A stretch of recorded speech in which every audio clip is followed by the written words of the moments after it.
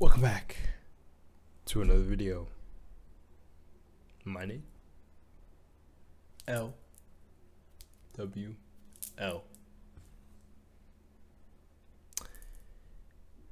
Today we're looking at the Dying Light 2 Stay Human game overview by none other than your boys over at, well, it's not by them, but uploaded by IGN.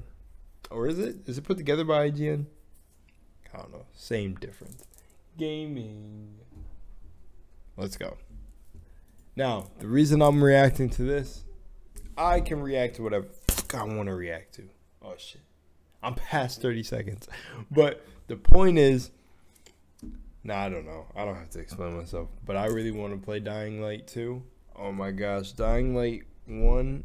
I could say so much about it. Now, I'm not going to go into coding, Actually, hang on 1 sec. Let me pause. I won't go into any, specifics. But for me, I really love Dying Light. Let's just get into it. My name is Piotr Szymanek. I'm narrative director in Dying Light 2 Stay Human.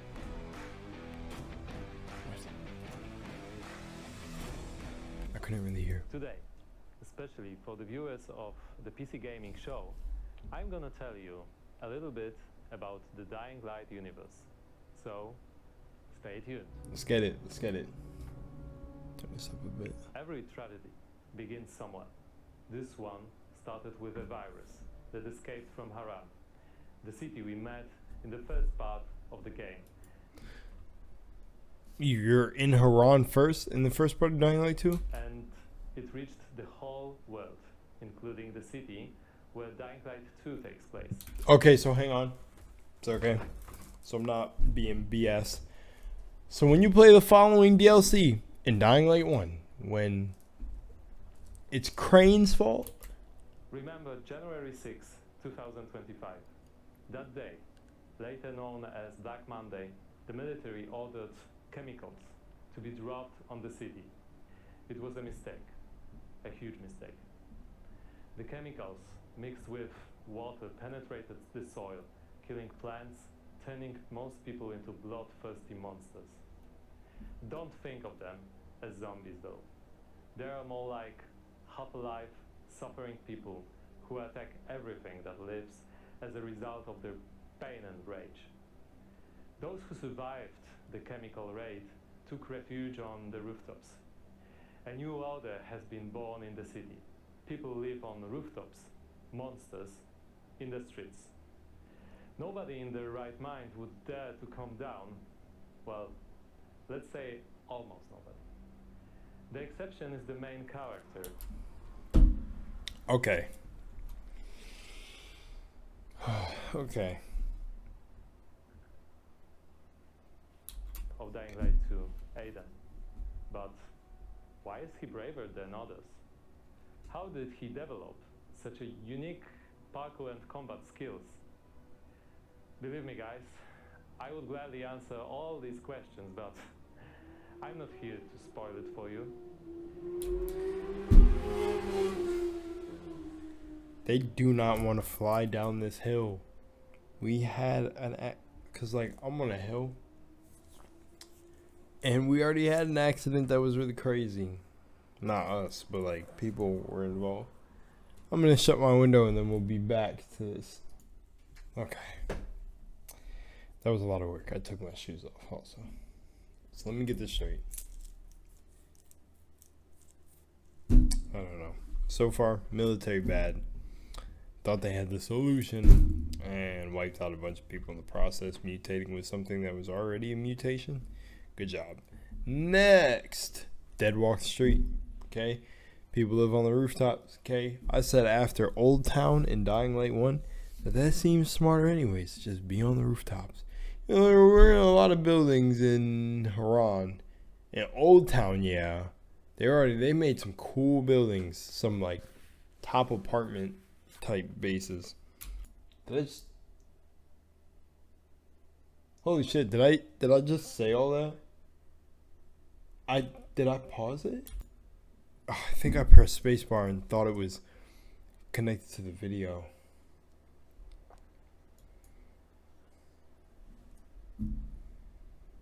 Let's just keep going. Fuck. Let me tell you one thing. Same nightmare haunts me every night. I'm locked up with other kids. I don't know what he did to me, but he did it every day. Over and over. Looking for something he couldn't find. What? The worst part was that he did the same to my sister. I'll never forget her scream when they separated us. What could I do? They had rifles, and we were 5 years old. And there was a fire, explosions, chaos. I got away. Soldiers took me out of the city. Did they have the same voice actor as Kyle Crane, just change his voice a bit? But my sister stayed there. My Mia. I left her. We meet Aiden as one of the many, many children undergoing mysterious medical research.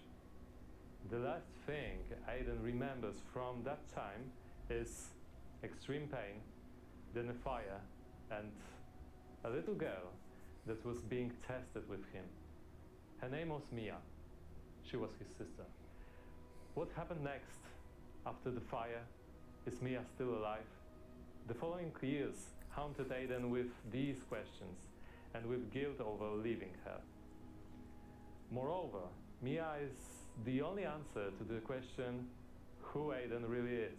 Now in 2036, we meet Aiden when, for the first time during his pilgrimage, he finds a clue about how to find his sister. Aiden's path to the truth is tough, full of challenges and adventures. The difficult choices to make as well as their consequences await you. You're going to discover them all in December 2021. It's at the end of the year.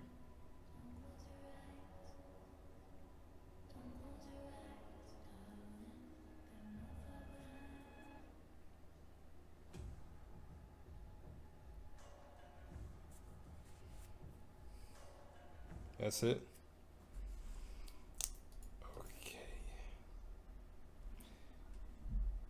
Okay.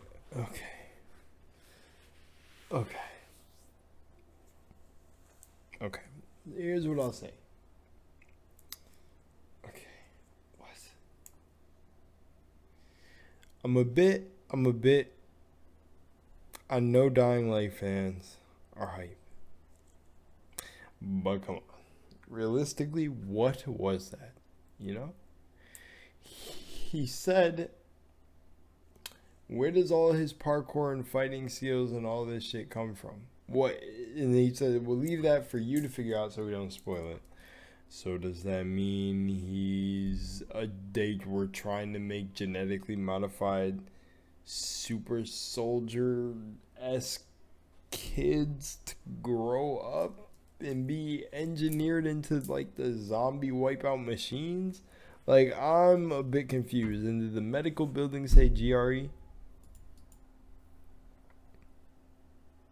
Well, it's a plus. Oh, it is the GRE. It's a plus and then the GRE. It's a G, or I'll just show you too. GRE.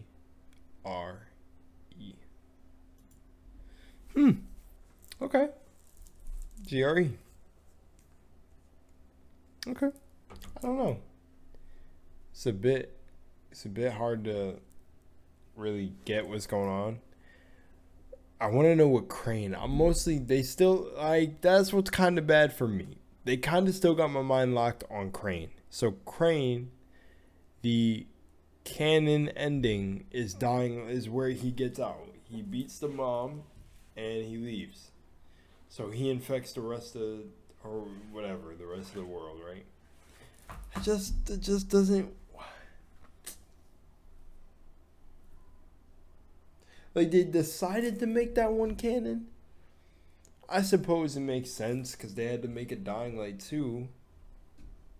But Crane, a singular dude, infected the rest of the world. Or did the infection spread in a different way? And that's not canon. It said that the virus left Tehran, so that could be anyway, you know? Like, but I don't know. Okay, maybe I'm going way too hard. But as for this, the parkour skills, that's such a cliffhanger. And then given the background of like, okay, traumatized child, medical testing. Y'all are gonna hate me for this. It's generic. It's so generic. Like, you just hear this. I swear you just hear the story so many times. There's just cool things you could do. There's just, I don't know. Hey, hate me if you hate me. It's just my opinion. But I just think there's just cooler things you can do. I can't judge it too much. It's not out. So I can't really say these things. Hopefully someone who hears this listens to this, like, to this part to hear me literally say I can't really judge it that much. It just seems really generic to me. You know, Mia, she was my sister. I lost my sister when she was young. I don't know if she's still alive. She has the keys to who I was. Okay? Or not him. I don't know if he said that, but like the guy said, the narrative director. Just, why does it just seem recycle? We need some twists. Like we need to find her, and then she be like, nah, you thought I was your sister. I was just a plant kid there. Or she wasn't even real. She was a figment of his imagination. Pull like a Black Ops Mason situation. There was never Reznov. Or there was, but he died back at the camp. He never came through this entire thing. Like, I you know, just pull something crazy. Not just like, we find her, she ended up being dead. We find her, we do one mission with her, she dies the next mission. We, like, I don't know.